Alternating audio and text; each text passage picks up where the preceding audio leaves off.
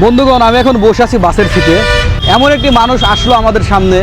দেখেন, একটা বৃদ্ধ মানুষ, সে কিন্তু বাদাম এবং সাথে কিছু দেখতে পাচ্ছেন যে চাল ভাজা দেখতে পাচ্ছেন। তো তার কিছু কথা শুনলাম, তো চিন্তা করলাম আপনাদের মাঝে একটু তার জীবন বৃত্তান্তটা একটু শেয়ার করি। খালা, কেমন আছেন? ভালো আছি বাবা। আপনার বাড়ি কোথায়? আমার বাড়ি ভোলা। ভোলা? জি। এখানে কোথায় থাকেন? গাবতলী। গাবতলীতে? জি। আপনার বাড়িতে কে কে আছে গাবতলীতে? আমার স্বামী আছে, আমার মেয়ে আছে। স্বামী আর মেয়ে? মেয়ে কত বড়? মেয়ে বিয়ে দিছি, মেয়ের একটা বাচ্চা হয়েছে। মেয়ের জামাই গাঞ্জামাত খাইলে দেই না। আচ্ছা, এটা কতদিন ধরে করেন আপনি? এটা করি 8-9 মাস ধরে।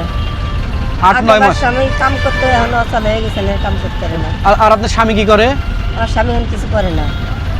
ঘরে পড়ে আছে নাকি? যে ঘরে সে কি অসুস্থ নাকি সুস্থ? অসুস্থ আর কি। মানে ঘরে পড়ে গেছে?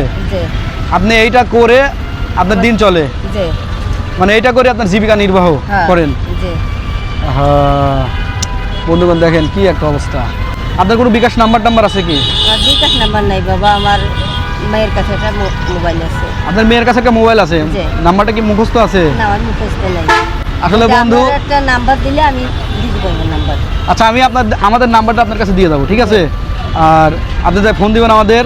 জি। আর বন্ধুগণ, দেখেন চলন্ত পথে কিন্তু একটি ভিডিও হচ্ছে। এই মা কিন্তু একজন যোদ্ধা। এই মা একজন যোদ্ধা, আপনারা দেখতে পাচ্ছেন।